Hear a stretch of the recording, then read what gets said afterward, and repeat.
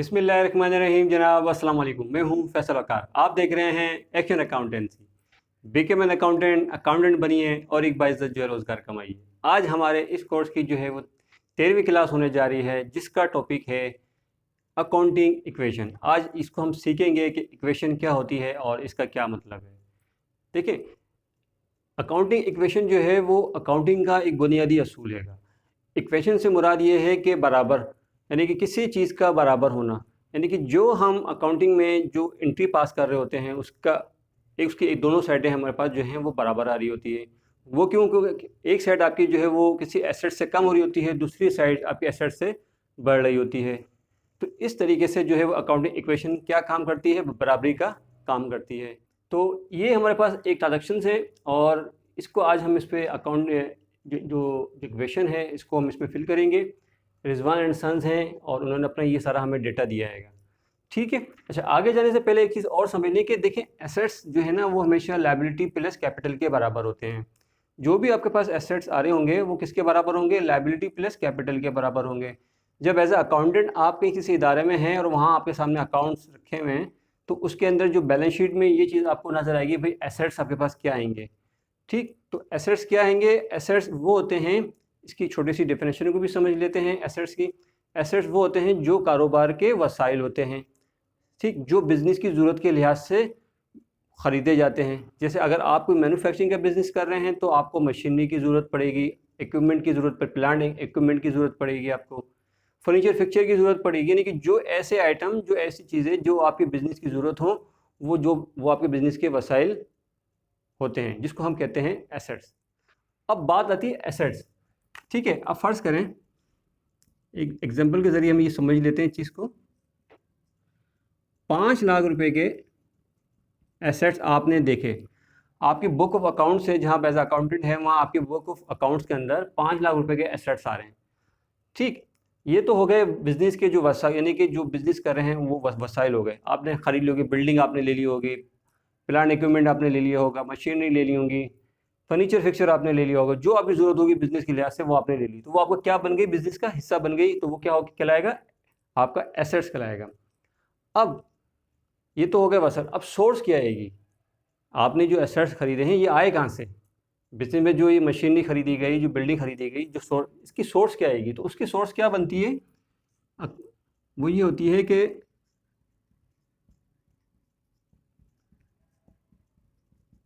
Liability plus capital. ठीक है, यानी कि जो आप बिजनेस में कैपिटल लगाते हैं, आपके पास या तो कैपिटल होगा प्लस आपके पास जो है लायबिलिटी आ रही होगी। अब ये 5 लाख रुपए आपके पास एसेट्स हैं, तो 3 लाख रुपए सपोज कर लेते हैं कि हमारे पास कैपिटल था और 2 लाख रुपए की हमने जो है लायबिलिटी ली हुई थी। तो ये दोनों मिला के हमने क्या ले लिए? एसेट्स ले लिए। तो एसेट्स किसके बराबर हुए? लायबिलिटी प्लस कैपिटल के बराबर हुए। तो इस तरीके से अकाउंटिंग जो इक्वेशन है वो ये काम करती है कि दोनों आपकी जो साइड्स हैं वो बराबर रखती है। यानी कि कोई हिस्सा अगर एक साइड आपकी एसेट से कम हो रही होगी तो दूसरी साइड आपकी जो है वो बढ़ रही होगी। ठीक, अभी हम मज़ीद उसको जब हम ये डेटा फिल करेंगे तो आपको और मज़ीद जो है वाज़ेह तरीके से समझ में आ जाएगा। यहाँ तक क्लियर है? यानी कि आपके पास एसेट्स, जब भी आपके पास बुक ऑफ अकाउंट्स में एसेट्स आ रहे होंगे उसमें आप देखेंगे कि लायबिलिटी भी आ रही होगी और प्लस कैपिटल भी आ रहा होगा। तो इस दोनों को मिला के, इनके जो मिलाने के बाद जो आपके पास एसेट्स आते हैं। रिजवान एंड सन्स है, इन्होंने एक बिज़नेस स्टार्ट किया अपना और वो कह रहे हैं कि स्टार्टेड बिजनेस विद कैश 90,000। एक बिज़नेस के अंदर उन्होंने 90,000 रुपीज़ के 90,000 रुपये कैश लगाया है। यानी कि 90,000 रुपये से जब इन्होंने बिज़नेस स्टार्ट किया तो इनके बिज़नेस में क्या आ गया? कैश आ गया और कैपिटल। ठीक है, अब कैश आपका क्या आएगा? एसेट्स आएगा। कैश कितना? 90,000 रुपये से। ठीक है, और 90,000 रुपये से आपका कैपिटल हो गया। ये आपकी एक एंट्री जो है ट्रांजैक्शन पहली वाली वो ये आ गई। सही। जो रिजवान साहब ने जो बिज़नेस स्टार्ट किया उसमें कैश आ गया बिज़नेस के अंदर 90,000 रुपये, 90,000 रुपये, और उनका कैपिटल की एंट्री पास हो गई कैपिटल से 90,000 रुपये से। देखिए ये दोनों साइडें बराबर हो गई। यानी कि यहाँ आपका कैपिटल था तो आपका एडजस्टेड भी 90,000 से आ गया। Number 2, building on cash. 40,000 रुपये की बिल्डिंग जो ख़रीद ली गई, ठीक है भाई, आपकी ज़रूरत थी, आपके पास जगह कम होगी, आपने बिल्डिंग ले ली, सही। तो ये आ गई ट्रांजैक्शन नंबर 2 आ गई आपकी। बिल्डिंग ले ली, जब बिल्डिंग ले ली तो आप क्या करेंगे, यहाँ पे एक अकाउंट हेड बना देंगे। बिल्डिंग क्या, कितने से, प्लस 40,000 रुपये से, ठीक है। जब आपने बिल्डिंग खरीदी 40,000 रुपये की, तो आपके पास से क्या गया होगा, कैश गया होगा, ठीक है। क्यों, यहाँ पे वो कह रहे हैं भाई कैश पेमेंट हुई है, तो जब ये 40,000 रुपये की बिल्डिंग हुई तो आपने फिर आपके पास से कैश चला गया 40,000 रुपये का, वो आपने लेस कर दिया। अब हम इसको जो है वो बैलेंस करेंगे। बैलेंस किस तरीके से करेंगे, 90,000 का कैपिटल आपका ये आ गया, प्लस लाइबिलिटी कुछ नहीं है, इज इक्वल 90,000 रुपये आपके पास कैश रखे हुए थे जो आपने बिजनेस में लगाए। उन 90,000 रुपये में से आपने कितने ले लिए, 40,000 रुपये की आपने बिल्डिंग परचेस कर ली, तो बैलेंस कितना रह गया, 50,000 रुपये का कैश का बैलेंस रह गया, प्लस एसेट्स कितने के बढ़ गया आपके पास, 40,000 रुपये का ये एसेट्स आपके पास बढ़ गया, ठीक है। यानी कि यहाँ पे एसेट्स कम हुआ तो यहाँ पे आके एसेट्स बढ़ गया। अब जब दोनों को प्लस करेंगे, 40 और 50 90, और ये 90 का कैपिटल आपका, क्लियर। तो ये इस तरीके से अकाउंटिंग जो इक्वेशन है वो ये काम करती है कि दोनों का बैलेंस साथ लेके चलती है, बराबर रखती है। अगर आपने कहीं गलती करेंगे कि भूल जाएंगे, सब एक जगह आपने एंट्री पास कर दी, तो फिर वो आपकी इक्वेशन जो है वो गलत हो जाएगी। यहाँ तक क्लियर है, नंबर 2 तक, यानी कि जो हमने नंबर 2 की जो है हमने जो है ट्रांजेक्शन हमने जो पास कर ली, यहाँ तक ओके है। अब हम चलते हैं नंबर 3 के ऊपर। नंबर 3 पे कह रहा है परचेज मर्चेंडाइज कैश 20,000 रुपये की।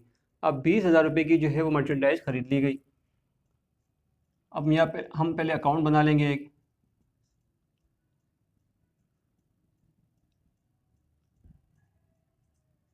मर्चेंडाइज कितने से ले ली हमने, 20,000 रुपये से। जब 20,000 रुपये से ये हमने ली मर्चेंडाइज नंबर 3 की, ये ट्रांजेक्शन आ गई 20,000 रुपये। जब हमने ये ली तो हमारे पास से क्या गया होगा, कैश गया होगा, क्योंकि हमने कैश पेमेंट करी।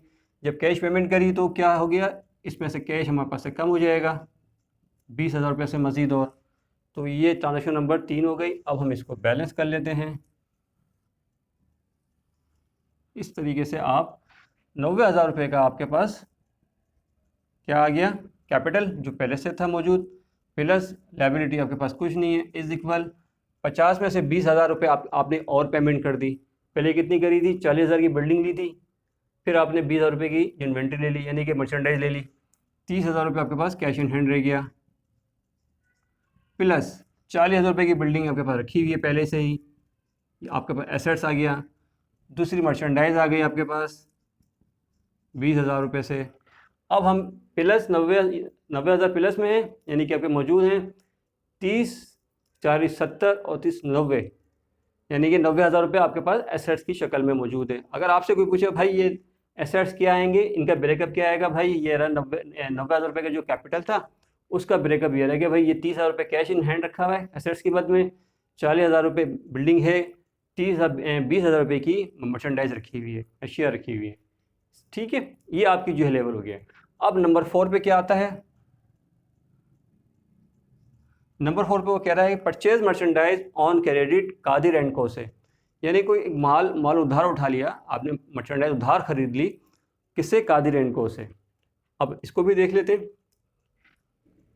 ठीक है। अब आपने लाइबिलिटी कितने की ले ली, 12,500 रुपये की, यहाँ पे एक लाइबिलिटी क्रिएट हो गई, ठीक है, और इज इक्वल कितने की आ गई आपके पास, 12,500 की मर्चेंडाइज आपने ले ली, सही। अब इसमें कोई ना ही कोई जो है वो कैश इन्वॉल्व हुआ है, ना कोई आया ना कुछ गया, माल हमने क्या उठाया, माल हमने लिया है उधार। जब उधार माल हमने उठाया तो इसको हम कर देंगे क्लोज। अब 90,000 रुपये का कैपिटल पहले से मौजूद है आपके पास, ठीक है। 12,000 रुपये, 12,500 रुपये आपके पास जो है लाइबिलिटी जनरेट हो गई, यानी कि एक कर्जा हो गया आपके ऊपर, ठीक।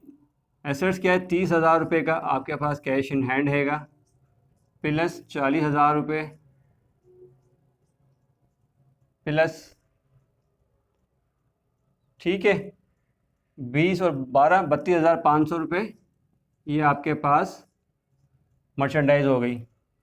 क्लियर। 90, अब दोनों को प्लस करेंगे हम तो क्या आएगा, इसको प्लस करेंगे तो क्या आएगा, देखिए 90 और 12 कितना होगा, 1,02,500 रुपये, ठीक है।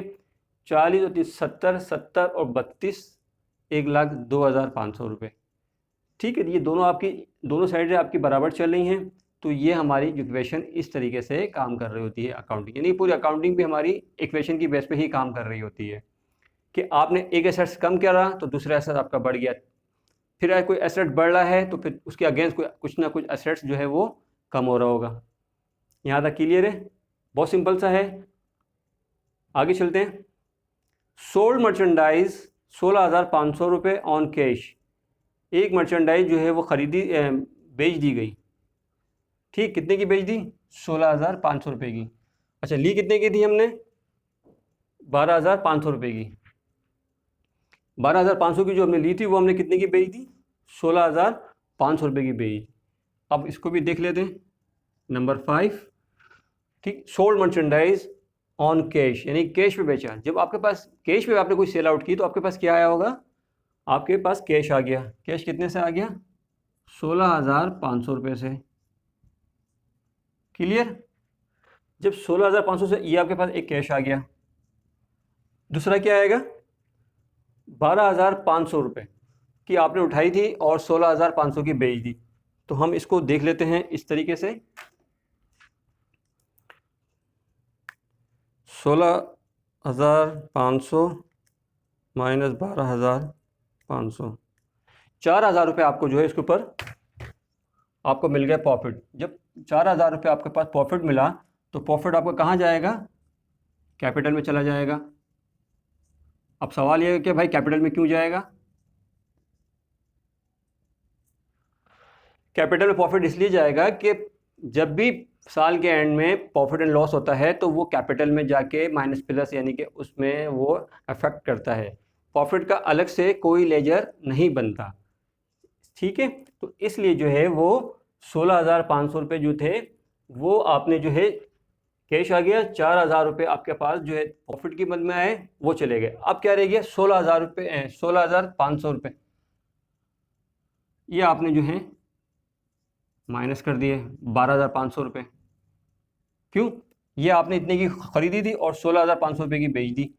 तो अब आपके पास क्या जो रह गया बैलेंस, वो भी हम देख लेते हैं। इसको हम क्लोज कर देंगे। प्रॉफिट का समझ में आ गया कि प्रॉफिट का लेजर नहीं बनता।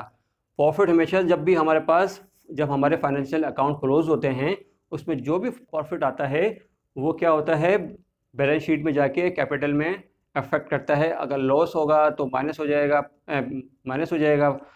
प्रॉफिट है तो वो प्लस हो जाएगा। क्लियर है।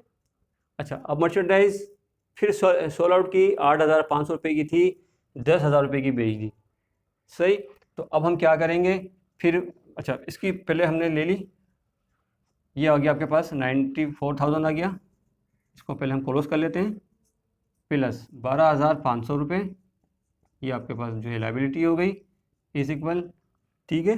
अब हम इसको भी प्लस कर लेंगे, 40,500 रुपये प्लस 40,000 रुपये की बिल्डिंग है आपके पास, प्लस 32,500 और कितने रह गया, 20,000 रुपये आपके पास रह गई लाइबिलिटी, सॉरी मर्चेंडाइज रह गई। अब हम जब इसको प्लस करेंगे तीनों को तो आपका जो कैपिटल प्लस जो है लाइबिलिटी बराबर इज इक्वल एसेट्स क्या आ जाएगा, कितना आ जाएगा, 94,000, ठीक है।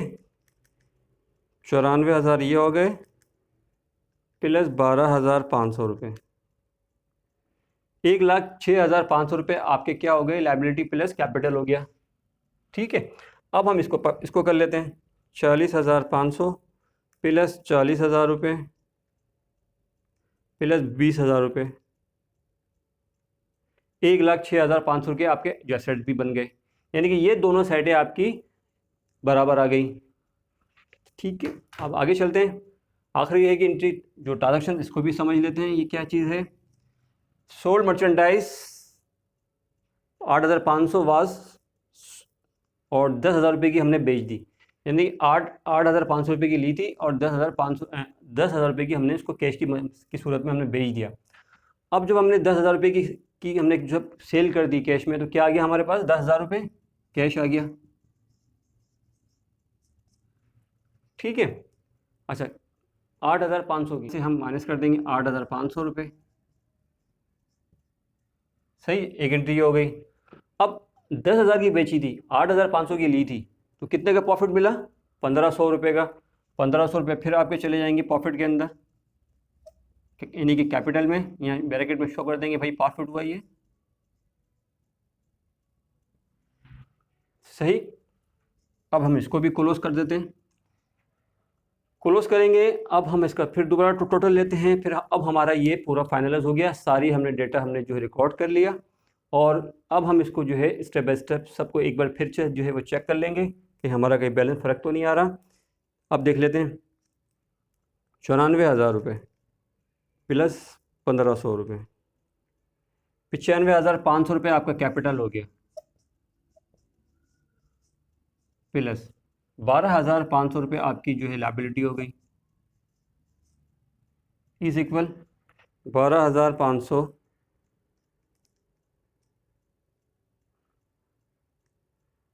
95,500 रुपये प्लस 12,500, 1,08,000 रुपये आपकी क्या आ गई, लायबिलिटी प्लस कैपिटल आ गया।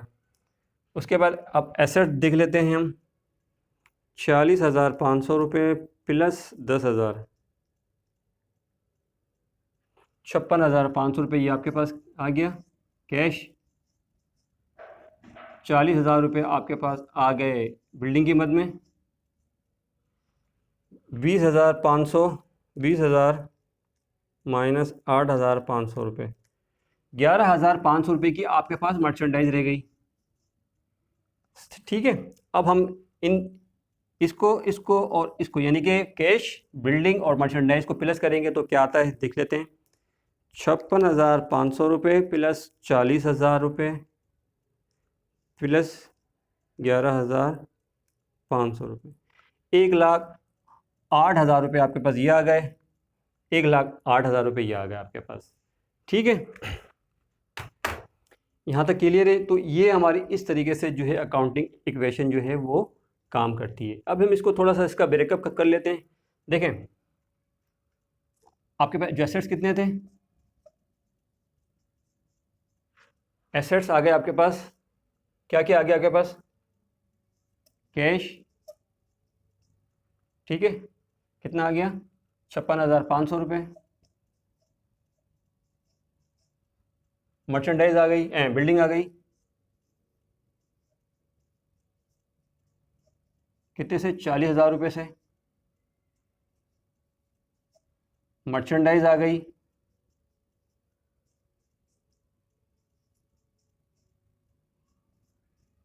कितने से, 11,500 रुपये, कितना करेंगे, 1,08,000 रुपये ये आ जाएगा आपके पास। ठीक है, इक्विटीज कह लेते हैं इसको, नहीं बल्कि इसको वर्ड हम यूज़ करते हैं, कैपिटल प्लस जो है लायबिलिटी, कितने से, कैपिटल कितना आ गया आपके पास, कैपिटल आ गया 95,500,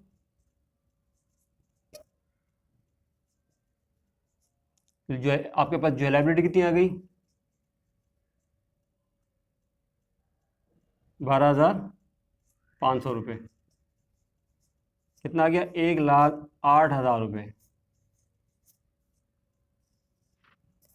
ये जो आपके पास कितना आ गया, 1,08,000 रुपये, कैपिटल कितना लगाया था शुरू में आपने, 90,000 रुपये, अब कितना हो गया, 95,500 रुपये।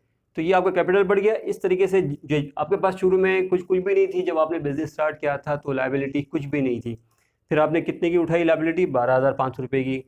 इस तरीके से आपके वरना कोई दूसरे भी एसेट्स कुछ भी नहीं थे। आपने जब बिज़नेस स्टार्ट किया तो ऑटोमेटिकली वो आपका बिज़नेस जो है जब बढ़ता गया तो आपके हिसाब बिज़नेस के लिहाज से वो चीज़ें बिज़नेस में आती चली गई। ठीक है, तो ये इस तरीके से अकाउंटिंग जो इक्वेशन जो है हमारी काम करती है, यानी कि पूरी अकाउंटिंग हमारी इस पे ही चल रही होती है कि आप जो भी जनरेटिव वगैरह बनाएंगे वो इसी तरीके से, एक साइड आपकी एसेट साइड कम हो रही होगी, एक एसेट साइड जो है वो ज़्यादा हो रही होगी। यहाँ तक हमारा जो है आपको समझ में आ गया होगा, उम्मीद करता हूँ। बहुत आसान अल्फाज में कोशिश की है कि आपको समझ में आ जाए। ठीक है, मकसद समझना आपने है, ना कि मैंने। ये ना हो कि बस मैं बोलते रह जाऊँ और ख़ुद ही बोलूँ, ख़ुद ही समझूँ, वो मेरा मकसद नहीं है। बहुत आसान अल्फाज में बताया है ताकि आपको समझ में आए कि इक्वेशन होती क्या है। ठीक है, तो एक बार फिर मैं रिपीट कर देता हूँ। इक्वेशन क्या मतलब, यानी कि बराबर, किसी चीज़ का बराबर होना। बराबर किस तरीके से कि एक साइड आपकी जो कम हो रही है तो दूसरी साइड आपकी ज़्यादा हो रही होगी, जो अभी हमने देखा यहाँ पे एक जो इक्वेशन के अंदर। एक रिजवान साहब ने बिज़नेस स्टार्ट किया 90,000 रुपये से, इनका ये कैपिटल जनरेट हो गया। जब बिज़नेस स्टार्ट किया तो 90,000 रुपये से तो कैश आ गया आपके पास बिज़नेस के अंदर। ठीक है, परचेज बिल्डिंग कर ली, कितने से, 40,000 रुपये से बिल्डिंग परचेज कर ली। जो 90,000 कैपिटल था वो अपनी जगह पर रहेगा। 50,000 रुपये जो बिज़नेस में कैश आया था उसमें से आपने 40,000 रुपये की बिल्डिंग खरीद ली, आपके पास एक एसेट बढ़ गया, जनरेट हो गया। तो कितना रह गया बैलेंस आपके पास, 50,000 रुपये, 40,000 रुपये की बिल्डिंग। तो दोनों को जब प्लस करेंगे तो इज इक्वल आपको कितना आ जाएगा, जो एसेट्स के बराबर आ जाएगा।